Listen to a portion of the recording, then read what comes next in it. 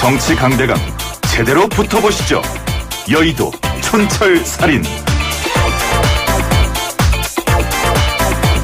네, 월요일의 정치 토크 여의도 촌철살인들 여야 정치권의 불꽃 튀는 토론으로 함께했는데요. 오늘은 민병두 의원님 단독으로 제가 정치 토크 한번 해보려고 합니다. 김영태 의원님이 좀 일정이 있으셔가지고요. 자, 어서 오십시오. 안녕하십니까? 예, 고맙습니다. 반갑습니다. 네. 네. 오늘 공수처 법안에 대한 표결, 이게 사실 가장 관심이 있는데요. 어떻게 잘 되겠습니까? 예, 저도 국회의원 하면서 단일 법안을 표결하는데 네. 아침에 이렇게 긴장된 마음으로 집을 나서는 게 처음인 것 같아요. 그만큼 역사적인 표결 같습니다. 물론 이제 대통령 탄핵 표결도 있었습니다만 그것은 이제 법안은 아니잖아요. 네. 법안 갖고 국회의원의 마음이 이렇게 긴장되는 건 처음인 것 같은데 밤새 또 찬반 문자도 굉장히 많더라고요. 아, 그래요? 예. 아니, 법안 가지고 마음이 설레셨어요? 예. 이 법안을 통과시키냐 마냐 이것 때문에? 제 개인 입장에서 이게 역사의 산을 넘는다고 보는 것이죠. 새로운 챕터를 만든다고 이렇게 보기 때문에 네. 굉장히 긴장된 마음, 설레는 마음으로 나왔습니다. 근데 사실 그 말씀이 좀 저도 이해가 가는 게 이 공수처법이 선거법처럼 그렇게 잘 통과되지 않을 것이다. 이런 예측하시는 분들이 꽤 많으시고 민주당 내에서도 반대한 이탈표가 있을 거다. 이런 얘기가 있지 않아요? 민주당에서 이탈표는 아마 없을 거고요. 아, 없어요? 그 조홍천 의원께서는 이제 의원총회에서 당론의 변경 과정에 절차의 문제를 갖다 제기한 것입니다. 네. 그러니까 다른 수사기관에서 수사가 시작됐을 때 이것을 이첩을 하고 네. 이런 과정 좀 일부를 손본 거 있지 않습니까? 네네. 지금 논란이 되고 있는 독소조항이라고 주장하는. 네. 예. 독소조항은 아닌 것 같은데 다만 이제 공유하고 이해하는데 좀 부족했던 측면이 있는 것이죠. 충분히 설명을 못했던 측면이 있습니다. 그래서 네네. 의총에서는 협상 당사자들이 나와서 설명을 했고요. 그런 과정이 부족하다 하는 지적을 한 겁니다. 그래서 아마 민주당 내에서는 이탈표가 없을 것으로. 금태섭 의원도 괜찮습니까? 저는 없을 것으로. 알겠습니다. 네, 없을 것으로 봅니다. 네. 다른 당에서도 뭐 기본적으로 우리 제적 과반이 출석해서 과반만 의결하면 되는 거 아니겠습니까? 네네. 네. 아마 이견을 갖고 계신 분들도 제적 과반수를 갖다가 성립이 안 되게끔 하는 전술을 쓰진 않을 것 같아요. 반대를 하신 분들, 그러니까 네. 자유한국당을 제외하고 자유한국당과 그 바른미래당의 뭐 비당권파라고 하나요? 그렇죠. 네, 그분들을 제외하고는 아마 반대를 하시더라도 참여해서 반대하는 방향 그런 쪽이 다수가 아닐까 싶습니다. 뭐 모두 그렇게 정하지는 않겠지만. 그러면은 지금 예컨대 그 권은희 의원이 이제 수정안 발의하면서 무기명 투표 이렇게 얘기하고 있는 것 같은데 무기명 투표는 안 되게. 아니 그래서 뭐 무기명 투표를 네. 할 이유가 없는 거 아니겠습니까? 네. 지금 우리가 이제 전자식 투표를 하고 있죠. 전자식 투표를 하게 되면 어떤 의원이 어떤 입장을 보였는지 바로 드러나는 거 아니겠습니까? 예, 근데 무기명 그렇죠. 투표는 일종의 비밀 투표를 얘기하는 거 아니겠어요? 예. 이게 비밀 투표를 할 사안은 아니라고 봅니다. 의원 개개인의 입장이 사실 공개적으로 다 천명이 되어 있는 거 아닙니까? 예. 그리고 인사에 관한 것만 기본적으로 뭐 비밀 투표이고 나머지는 공개 투표하는 것이 민주주의 사회에서 또 국회에서 오랜 관례이란 말이죠. 그래서 기명으로 하냐 무기명으로 하냐 하는 것 자체가 근본적으로 차이를 갖다가 만들지는 않겠습니다만 또 애초에 그렇게 해야 할 이유가 없다는 것이죠. 지금 얘기되고 있는 게 그거 같아요. 이 공수처법에서 고위공직자 비위 첩보를 검찰이 수사하더라도 공수처로 우선 보고해라. 이게 첫 번째 문제가 되는 것 같고 또 하나는 수사권하고 이 기소권을 분리하는 문제 관련해서 기소심의위원회 설치 문제 이 두 가지가 조금 쟁점으로 계속 나와 있는 것 같더라고요. 그거는 결국은 본질적으로 보면 공수처를 잘못 이해하는 건가요? 검찰과 경찰 네. 두 개의 사법기관과 별도의 독립된 기관으로 보면서 상호 견제와 균형을 하도록 하는 이 입법 취지와 어긋나게 제2경찰 투자하는 것이죠. 왜냐하면 검사에 대한 기소권을 네. 지금은 이제 공수처가 갖도록 하고 있는 거 아니었습니까? 네. 이 부분에 대해서 검사나 판사나 고위경찰에 대한 기소권도 다 일단은 검찰이 갖도록 하자. 현재의 검찰. 그러니까 현재의 검찰이 어떠한 그 범법을 저지른다고 할지라도 지금처럼 영장을 청구한다든지 또 압수수색을 한다든지 이런 것들이 불가능한 것이죠. 그러니까 모양만 모양만 좀 이렇게 바꿔놨을 뿐 실제로는 공수처를 갖다가 제2의 경찰화해서 하부의 기관화로 하부의 기관화 두자는 겁니다. 또 하나의 쟁점은 이제 기소심의위원회와 관련해서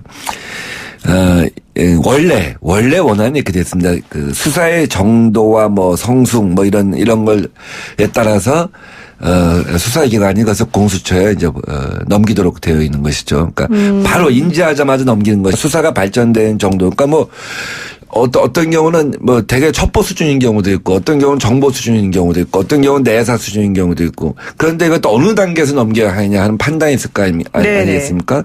또 수사기관 간의 경쟁도 있을 수 있단 말이에요. 근데 원안에서는 이것을 그 정도 발전 정도에 따라서 넘겨야 한다 이렇게 됐으니까 굉장히 애매모호한 것이죠. 그래서 공수처가 하나의 괴물이 돼서는 안 된다. 검찰 이상의 괴물이 돼서는 안 된다. 아까 권은희 의원하는 제2의 경찰화하는 거고 공수처가 제2의 어떤 권력기관 제2의 검찰 등과는 괴물이 돼서는 안 된다고 본 천정배 의원과 최이배 의원이 이 문제에 대해서 지적을 한 것이죠. 네. 그러다 보니까 좀 더 합리적인 방안이 무엇이냐. 그래서 이것을 갖다 이첩을 하고 이첩을 했을 때 공수처는 공수처장은 그것을 자기들이 수사하지 않고 원래 해당 기관에서 수사해야 한다고 봤을 때는 바로 회신을 하게끔 이렇게 절차를 갖다 분명히 한 것이죠. 근데 이것을 다 도로 가져가서 다시 검찰이 하고 기소심의를 하겠다 하는 것은 좀 돌아가는 거다. 예. 알겠습니다. 그렇고요. 사실은 이제 필리버스터 를 하는 동안에 이렇게 지금 말씀하신 것과 같은 논점들이 사실 다 나와서 의원들이 여론전을 펼치는 게 원래는 필리버스터의 본 모습일 텐데 아무도 안 들으시는 것 같더라고요. 뭐 아무다라는 표현이 좀 그렇지만 잘 안 들으세요? 원래 필리버스터 하게 되면 국회의원님. 4년 거의 4년 전이죠. 거의 4년 전 이맘때는 국회방송 시청률이 개국 이래 최고를 갖다가 평상시 시청률이 20배가 되었죠. 마이텔이라고까지 뭐 별명이 붙었고. 그거 뭐 캡처해서 편집해서 막 그렇죠. SNS에 돌았고요. 또 일부 방송에서는 일부 방송도 YTN도 아마 중계를 했던 걸로 알고 있습니다. 그만큼 전 국민적인 관심이 있었는데 우선 선거법에 대해서는 뭐 국민들이 그거는 우리 민생 국민들의 밥그릇과 관계하면 너희들의 밥그릇 문제다 하는 판단이 있었던 것 같아요. 그래서 관심이 없었던 것 같고 저도 계속 시청률 기사를 뒤져봤어요 검색어로. 근데 아예 일부 종이 신문들도 아예 안 쓰더라고요. 시청률 검색을 안 하더라고요. 그다음에 공수처에 대해서도 일단 국민들 판단이 끝난 거 아니겠습니까? 이미 판단이 끝났다. 여론조사상으로 보면. 뭐 많았을 때는 한 뭐 찬성이 70%였고 지금도 50%는 훨씬 넘는 정도로 국민들 판단이 끝난 문제라고 봅니다. 그렇군요. 그런데 이제 그 와중에 이은재 의원이 사실은 문희상 국회의장에게 성추행 당했다, 성희롱 당했다, 뭐 이 부분이 또 좀 문제가 됐던 것 같아요. 이은재 의원. 전 갑자기 또 이은재 의원님. 글쎄 저는 황교안 대표가 나를 밟고 가라고 했을 때 무엇을 밟고 가라고 했는가 어떻게 좀 밟고 가라는 얘기인가 했더니 아마 저런 자작극을 하려고 했던 것이 아닌가. 뭐 누가 밟고 가는 사람이 없었잖아요. 그렇죠. 밟을 수는 없죠. 우리가 몸싸움도 한 것도 아니고 지금은 국회 선진화법에 의해서 우리는 질서를 갖다 그대로 지킨 거 아니겠습니까? 그러니까 뭐 옛날 같으면 밟고 가기도 하고 창문을 때리기도 하고 정말 추악한 모습이 있었는데 이제 동물국회는 사라진 거 아닙니까? 그러니까 어떻게 보면 동물국회처럼 보이게 하려고 보이게 하려고? 그런 의도가 있다? 자작극을 한 것이다. 그러니까 저분들 입장에서는 마치 이렇게 이 화면에 반복해서 뭔가 이렇게 뭐 밟고 가고 막 이런 장면이 연출되어야지만 이것이 이 법안의 통과가 역효과가 날 것이다라고 판단하는데 사실은 뭐 우리 다른 당의 국회의원들은 그 상황에 대해서 현장에서 지켜보기만 하고 국회법에 따라서 진행되기를 갖다 마음속으로 응원한 것뿐이잖아요. 그러니까 그런 자기들이 의도한 장면이 연출이 안 되니까 결국은 그 자작극을 하고 마치 밟고 간 것처럼 모양을 만들고 그런 거죠. 굉장히 어색해 보이는 것이죠. 그런 속에서 나오는 그 의식과 어떤 그 지도부의 어떤 상황 통제력도 문제이고 그런 연출을 하겠다고 하는 의원 개개인의 의식 구조도 참 문제인 것 같아요. 그런 것들이 그 당의 집단 문화라고 하는 것.